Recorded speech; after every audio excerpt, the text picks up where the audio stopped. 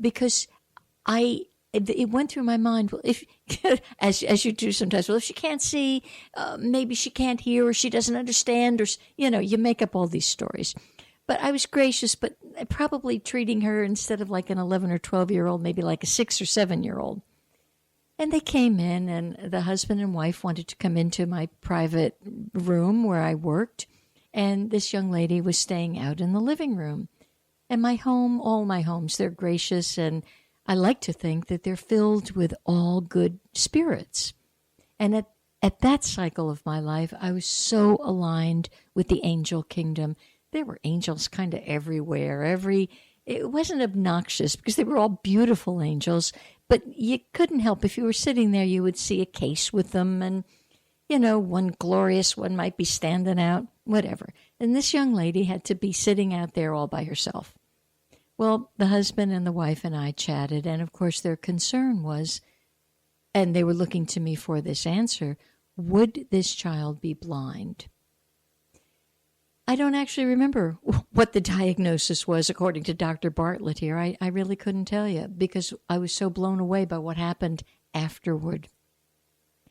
We go out into the living room after the consultation, and I say to the young lady, why don't you come back into the other room and have maybe a glass of water or something. And I knew, I didn't have many sweets in the house, but I knew that I had maybe a couple of Hershey Kisses tucked away.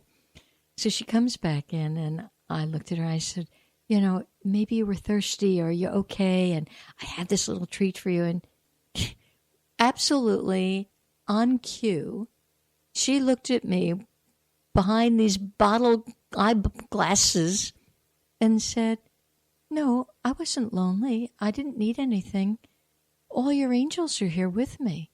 I thought, holy smokes. Because what she was now leading me to understand, we were standing in it and of it. And here this child that Western medicine had said, nope, she's as good as gone. This child had the gift of real seeing. She wasn't seeing any little statues. She was talking to and playing with her new friends that she found in my home. And I thought of that story this morning as I was contemplating and really perplexed by what I see in this world.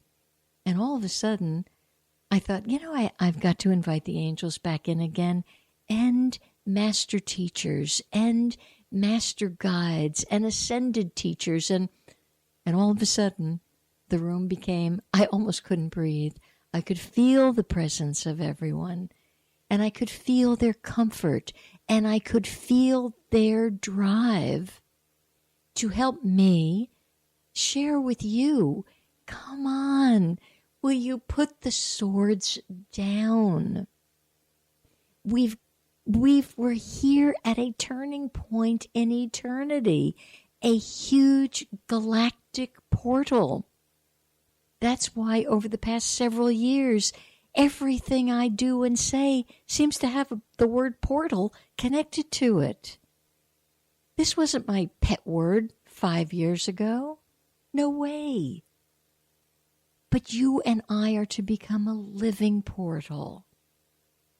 And I can't, I know everybody's got their own agenda, and I must honor it, and I must allow it.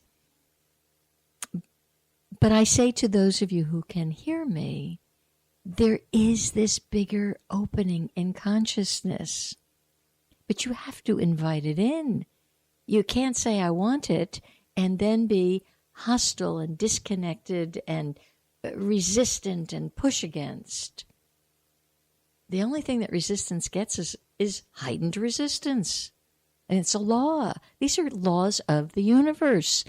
If you question what the laws of the universe are, would you please go on my website and purchase a copy of Spiritual Law? Simple, drip by drip laws of the universe presented in user-friendly format. And most of the people don't have a clue that they're in violation of their own inner law, because you don't know what the laws are. We're so busy trying to figure out what the human laws are, which incidentally, most of you know, are completely corrupt and not to your advantage. But they're paying attention to that, and if you would all go within, and oddly, you don't even need a book to listen to what your laws are. They're simple. The laws are, you are one, you're it. That's basically it. I am that. Get there again. And if I'm that, dang it, you're that. So how can I go against you? I might be addicted to the color pink. You might hate pink. So what? So what do we care? Don't you see how we've been manipulated and manhandled and misprogrammed? And that's what this year can show you. How much you have been programmed. If you will simply open to learn it. And stop taking what you're being fed mindlessly, consistently. And I look upon it and go painfully. A girlfriend the other day she put something on Facebook. The more I see of Facebook, the more ill I feel. But there's no way around it in my case, because to get to my professional page, you have to have the regular page. So, okay, once in a while I go there. And she was posting things that I could barely talk to her because I could not believe she can't see the danger and the harm that's happening. And then I scrolled down a little more and everybody can't see. And I don't get that. I want to see. Now, some of you say you want to see, but then do nothing about it. If you want to see, you have to rip your own friggin' veil back. And no one can do it for you. I can tell you the danger of you not doing it. And talk about Groundhog Day, you'll keep having them. You'll do this whole earth experience with all of its turmoil for another 36,000 years. Now, that's your right. But boy, I don't know. I think the idea of home is good to me. Now, that does not mean I'm going to jump ship and take my life. If anything, it gives me the impetus to really connect correctly until it's over. That's another reason why you need to go see A Dog's Purpose. It really showed you the continuity of life. Honestly, it was rather sad at times, but it has such a wonderful message. Which, again, I will say is why the critics hate it. They hate a wonderful message. I don't know how they are wired, these people, or what kind of Kool-Aid they're drinking, that they can't honestly say when something has a valid, good message, although I just got the answer, they can't see it. So you see, it's a ship of fools being steered by a ship of fools. You find your own way up that mountain. You'll be perfectly fine. And there are souls like myself that have generously said, I'll hold your hand. I can't do the work for you, but I can hold your hand while you're wobbling. And we all wobble. Sometimes I need my hand held. That's the nature of life. So I'm quite excited about this galactic month, and it is a galactic month of, are you ready, integrity, where we are to harmonize and accept, that we came to care. You came to care for yourself. And how good a job are you at being your own caretaker?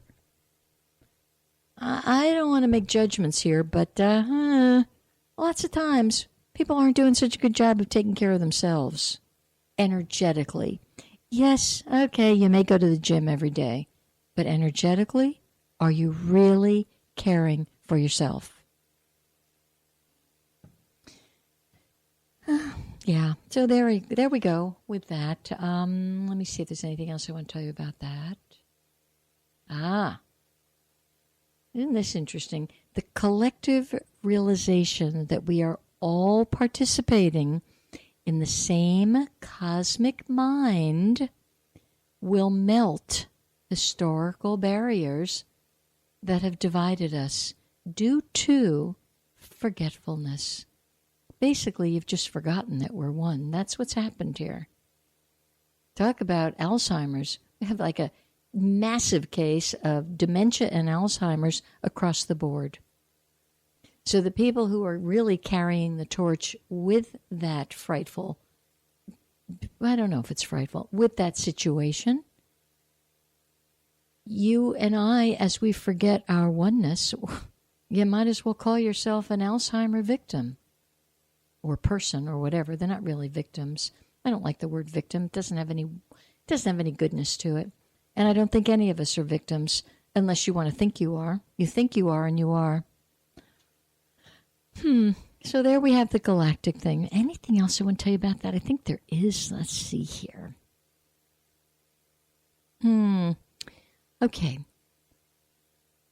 Yeah. I think we've lost sight of the vastness of the whole cosmic reality. I'm quite sure we have. Because we're so focused on the minutia.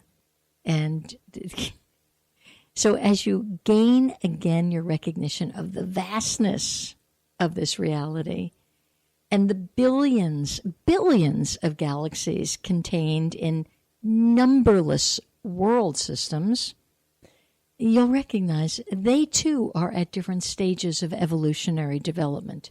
The problem with this place called Earth, and it really isn't a problem, the situation with Earth is we're very low on the evolutionary scale, which is why we continue to war and hate each other and be aggressive. It's a very low planet. Now, isn't that just lovely? And what about in your cosmic awareness and vastness that really recognizes you came to remember that and try to help elevate this lovely planet to its rightful position? We're so low on the evolutionary scale that, of course, we still murder people. We murder each other. And that is why the ones from higher planets are very hesitant to come here. And what a pity, because they're your siblings from other systems. It's kind of like you have a brother or sister who's a genius and they're loving and they're wonderful. And they were not going to come anywhere near you because you might murder them. Yeah. Okay, kids. Think about your role and your job. Just think about it. I was just about to say, please think about it. No, I can't even go there anymore because you're in charge of your life. And if you don't want to do it, so be it. Okay, what's also happening this week? You know, when I came in here today, I had no idea that this show would go this way. So I'm not sure who out there is what's happening, but there certainly is a feeling that something's impending or something's coming. And why this is happening is the more sensitive the person is, the more they get a sense that there's something about to happen. It's the mark of a sensitive person. And what they're feeling is this potential giant evolutionary shift. And it's been predicted. Many souls can't get through the portal at this time, but many will. So many are being taken out in what I call the factories, in the hospitals. Many souls are being taken out that way. So they'll just be in the wings until, another evolutionary cycle. But those who are sensitive, dig your heels in and try to just even contemplate the vastness of what you're tapping into, because it is so huge, there's really no words for it. We're too limited in our wordage here because we do not speak the language of light down here. We speak the human language, and boy, has that ever get us in trouble. If we would go back to our origin, where you only speak the language of light, that would tap you right in.